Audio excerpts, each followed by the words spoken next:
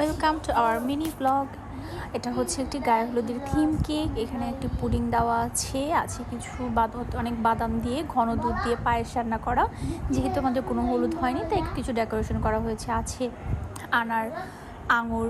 এখানে বাচ্চারা একটু বসে আছে, কখন বউ তাদের হচ্ছে পায়েসগুলো কেক কেটে সবাইকে খাওয়াবে। ছোট ছোট বাচ্চারা মজা করছে, তাদের ধৈর্য কুলাচ্ছে না, তারা আগে আগে কেউ ফ্রুটস খাচ্ছে। এই যে ওয়াফি একটা অরেঞ্জ শেষ করার পর সে আর একটা মালটা চাচ্ছে। বাচ্চারা সুন্দর মেহেদি হাত দিয়ে বসে আছে। এখন আমাদের বউ বসে বসে কেকটি কাটছে। আমরা সবাই এখন সেই কেকটি সবাইকে সে খাইয়ে দিবে।